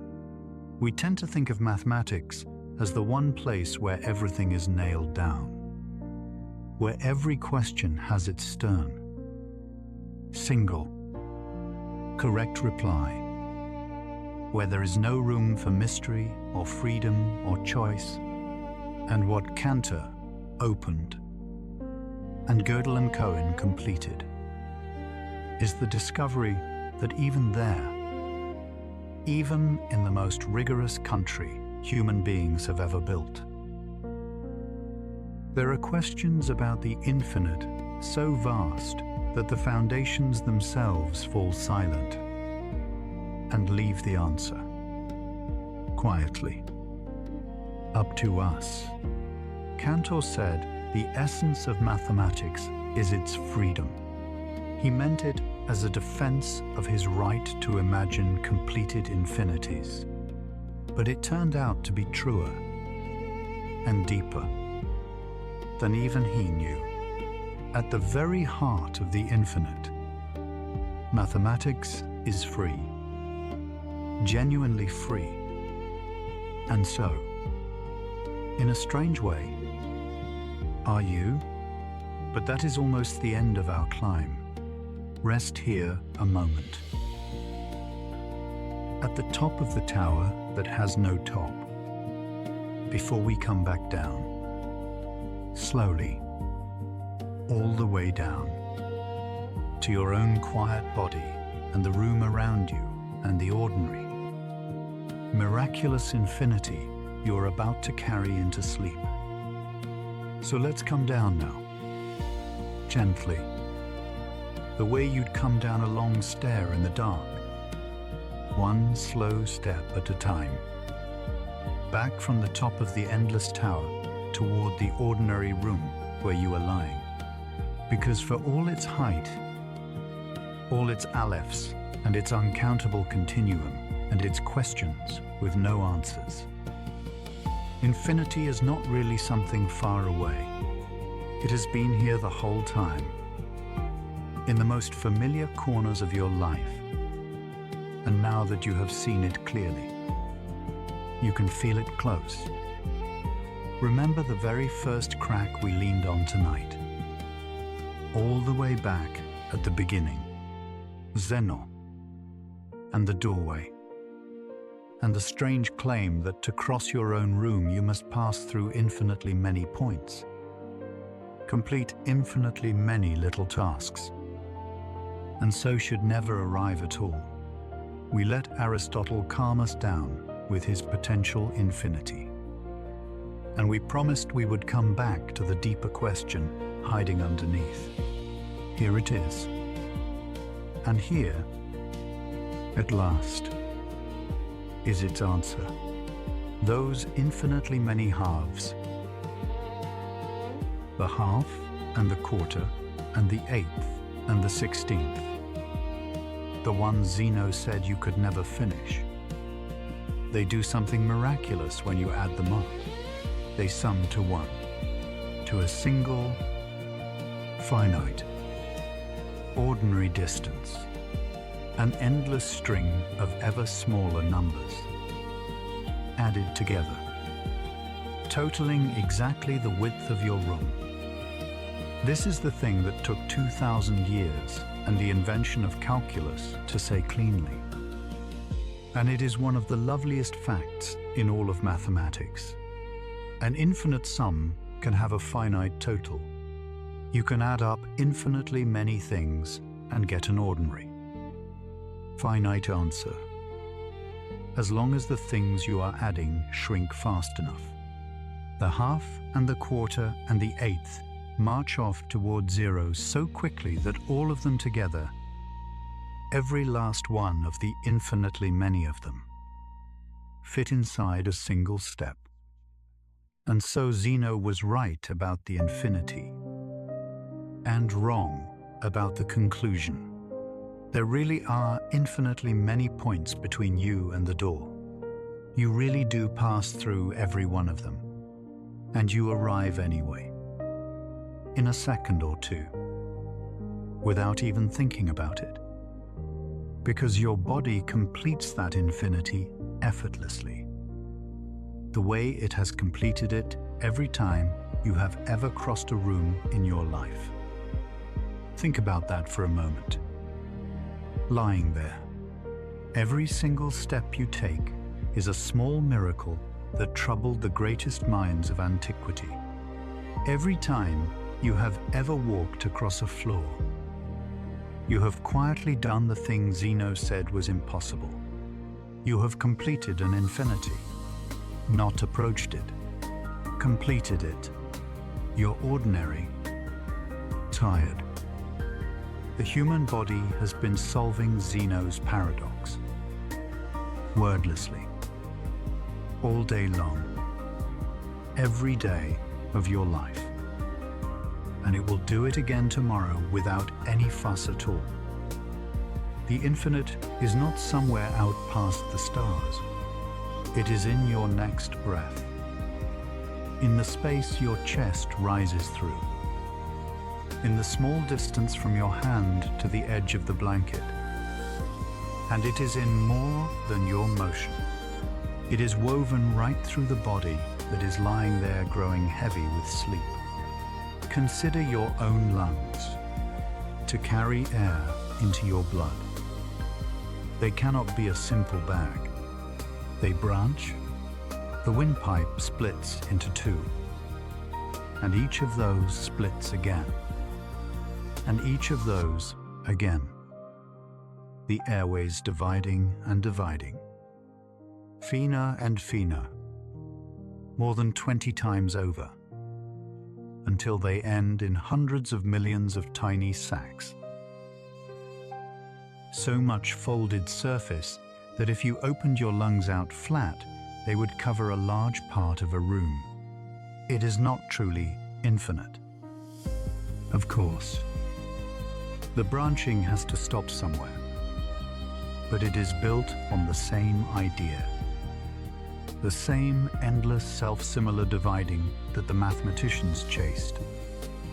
An enormous, almost limitless surface, folded with impossible economy into the small, warm space behind your ribs. The same pattern is in the branching of your blood vessels, splitting and splitting until they are finer than a hair, reaching every single cell. The same pattern is in the forking of the nerves that are, right now, carrying the heaviness of sleep up into your brain. You are, quite literally, built out of branching that strains toward the infinite. Endlessness folded up and tucked, gently, inside a single body. And there is the number line itself, lying invisibly across everything, between your thumb and your finger. In that small, ordinary gap, there are not just many points, but uncountably many. The larger infinity, the one that overflows every list. More points in that little space than there are counting numbers in the whole endless tower of them. Between any two of those points, another. And between those, another. Forever. With no smallest gap. No final grain. The whole of Cantor's uncountable continuum. The infinity he suffered for is sitting right there in the space between your fingers. Has been sitting there your entire life, perfectly silent, perfectly ordinary, waiting only for someone to notice. And it may be in the sky outside your window, on the largest scale of all. We still do not know, even now, whether the universe itself is finite or infinite, whether space simply goes on forever or curves gently back on itself, which is, in a way, the very same question Aristotle thought he had answered with his finite nested spheres, and which we still cannot answer for certain today. When you look up at the night and feel that the stars go on and on without any end, you may be feeling something literally true, the oldest intuition of all. Infinity, as the endless dark overhead, may turn out to be the plainest fact in the world. We do not yet know. The question is still open, still waiting, as patient as everything else about the infinite. And the endlessness is not only in the spaces, it is hiding inside some of the plainest numbers in the world. Think of pi, the number tucked into every circle, the ratio of the way around to the way across. You met it, probably, as roughly 3.14. But those digits do not stop. They run on forever. 3.14, 159, and onward. Never repeating, never settling into any pattern. An infinite. Patternless ribbon of digits coiled inside the rim of every cup on your shelf. Every wheel, every ripple spreading across a glass of water by your bed. Every curve of the moon through the window, a finite little circle, traced in the air by your finger, with an infinity of digits folded silently inside it. And here is perhaps the strangest homecoming of all, that diagonal trick of Cantor's.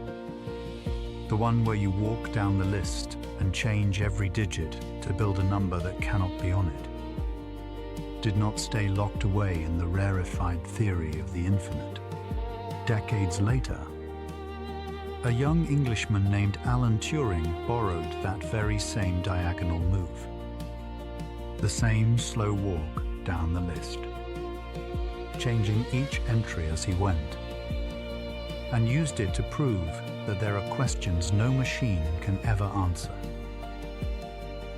Problems that no computer, however fast, however vast, could ever solve, no matter how long it was left to run.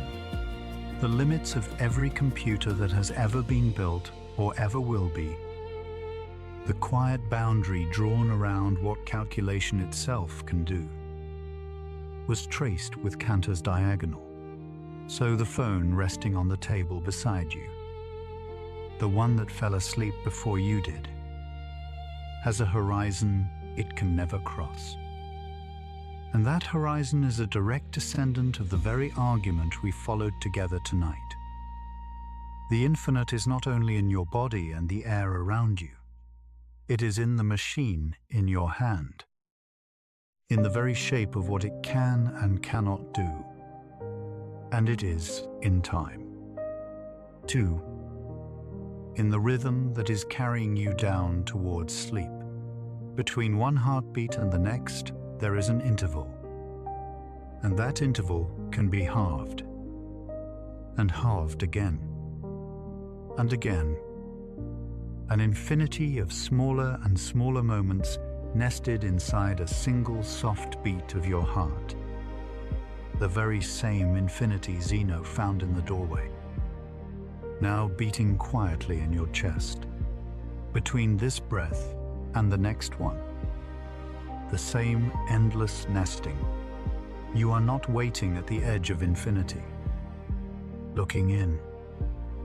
You are living inside it, moment by moment, beat by beat, breath by breath. So here is where we have come, on this long, slow walk tonight. And it is worth gathering it all up in your arms before you let it go. We began with a child counting in the dark, asking for the biggest number, and finding there wasn't one. We followed that simple question down through 25 centuries. We watched Zeno use the infinite to argue that you can never cross a room, and Aristotle calm everyone down by forbidding the completed infinite. Locking a door that stayed locked for 2,000 years. We watched Galileo rattle the handle and lose his nerve. And then we watched one sensitive, stubborn, music-loving man named Georg Cantor finally open that door, walk through it, and discover not a monster, but a cathedral. A tower of infinities, each larger than the last, rising forever with no top. We watched him pay for that vision with his peace of mind, opposed and mocked and worn down, dying in a quiet room, still believing his great work unfinished. And we watched the world slowly come around. Hilbert calling it a paradise. Gödel and Cohen showing that at its very heart lies a question so deep that mathematics itself leaves the answer up to us. And the last thing, the thing to carry down into sleep, is that none of this is foreign to you. You are not a visitor to the country of the infinite. You live there. You always have. You complete an infinity every time you cross a room. You carry an almost endless branching folded inside your own chest with every breath you take. You hold an uncountable infinity of points in the space between your fingers, the same endlessness that Cantor reached up toward and suffered for, and that Hilbert called paradise, is not somewhere far off and cold. It is here, in the warm and ordinary fact of your body, lying in the dark, breathing slowly, growing heavier by the minute. You are, in a very literal and quiet sense, an infinity phenomenon, a small, finite, mortal creature, and yet shot through, everywhere, with the endlessness folded in your lungs, the endlessness crossed by your every step, the endlessness held in the space between your fingers, made of branching that reaches for forever, crossing infinities with every step, surrounded, in every direction, in every gap, by more points than could ever be counted or listed or named. The child counting in the dark was you. Once, asking for the biggest number, and the answer, it turns out, was never a number at all. The answer was that the asking goes on forever, and that there is room, always, for one more. So let that settle now, and let it go. Let the alephs blur. Let the diagonal and the hotel and the names and the dates drift apart and grow soft. You do not need to hold any of it. The infinities will keep on being infinite without you minding them, the way they have for all of time, the way they were endless long before anyone lay awake wondering about them, and will be endless long after. You do not have to count anything tonight. You do not have to reach the end of anything, or solve anything, or hold the whole of anything in your hands. That was always the impossible part. The holding of the whole. The very thing Galileo flinched from and Cantor reached for and paid so dearly to touch. Let it rest now. Let the tower stand on its own. It does not need you awake to keep it standing. There is no biggest number, and there is no end to the counting. And that is not a frightening thing at all. It is a gentle one. It means there is always a little more. Always one more. always room. And right now there is nothing more for you to do. Nothing to solve. Nowhere to arrive. Just the slow rise and fall of your breath, completing its small, quiet infinities, one after another, carrying you, easily, the way it always has, down past the last number you can name, past the edge of the counting, gently, and all the way into sleep.